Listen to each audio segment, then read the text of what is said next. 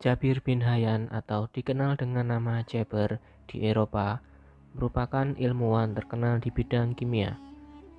Memiliki nama lengkap Abu Abdullah bin Hayyan Al-Kufi Al-Sufi. Lahir sekitar tahun 1000 Hijriah atau 721 Masehi di Tus, sebuah kota di wilayah Khurasan, dan meninggal pada tahun 815 Masehi. Jabir lahir dari keturunan Arab. Ayahnya bernama Hayyan, seorang ahli obat-obatan. Memiliki julukan The Father of Modern Chemistry atau Bapak Kimia Modern. Jabir bin Hayyan merupakan salah satu alkemis masyhur pada abad ke-8 Masehi. Alkimia, salah satu bidang yang digeluti Jabir bin Hayyan, menggabungkan kimia, fisika, pengobatan, hingga agama. Jabir bin Hayyan meninggalkan Persia menuju Yaman setelah ayahnya dijatuhi hukuman mati oleh kekhalifahan Umayyah. Hayyan al-Azdi dieksekusi karena mendukung revolusi yang dilakukan dinasti Abbasiyah.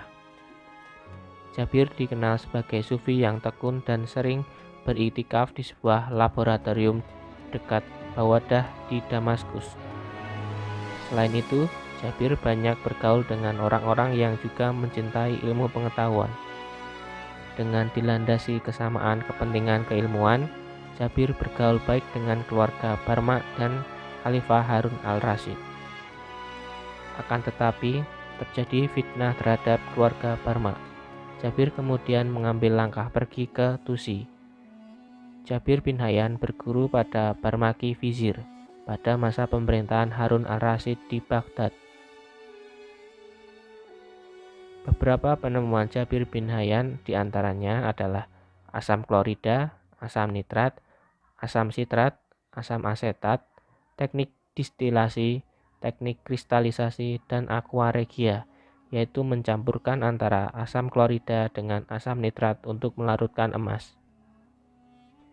Jabir bin Hayyan juga mampu mengubah persepsi tentang berbagai kejadian alam yang pada saat itu dianggap sebagai suatu yang tidak dapat diprediksi, menjadi suatu ilmu sains yang dapat dimengerti dan dipelajari oleh manusia.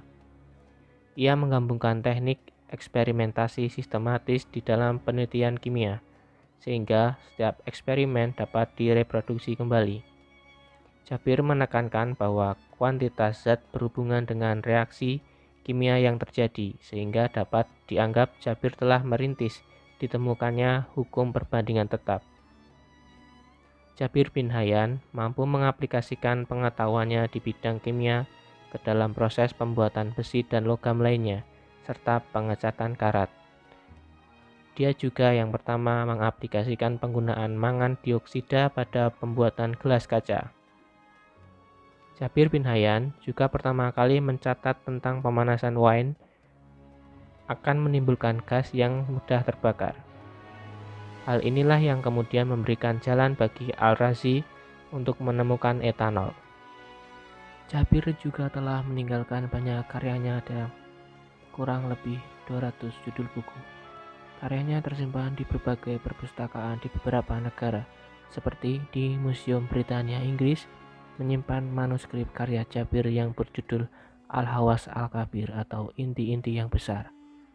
Sementara di perpustakaan Paris, terdapat satu naskah karya Jabir dengan judul Al-Hajar atau Batu-Batuan. Karya-karya Jabir menarik minat para ilmuwan barat seperti E.J. Homyard, M. Berthold, Paul Krauss, George Krauss, dan R. Russell. Ketauhidan Jabir terlihat di karya-karyanya. Ia mengintegrasikan nilai-nilai tauhid dengan ilmu alam karena ia ingin menanamkan kebesaran Allah untuk para pembacanya. Sebagai Muslim, Jabir menjadikan agamanya sebagai landasan yang kuat bagi gerak langkahnya dalam mengawali berbagai aktivitasnya. Ia selalu mendahulukan ibadah agar diberkahi dan dipermudah oleh Allah SWT. Jabir bin Hayyan memiliki pandangan mengenai alam semesta. Alam semesta adalah tempat tinggal bagi makhluk hidup dan merupakan suatu hak yang dimiliki oleh makhluk hidup, terutama manusia. Manusia juga dituntut untuk menjaga kesatuan dan keserasiannya dengan memberikan peringatan akan kerusakan ekosistem yang mungkin akan diperbuat oleh manusia. Nama kitab yang membicarakan fenomena alam tentang benda langit dan tata surya yaitu Kitab Ikhraj Ma fi al-Quwah, Kitab Al-Tajmi, Kitab Al-Tasrif, dan Kitab Al-Mizan Al-Syaghir.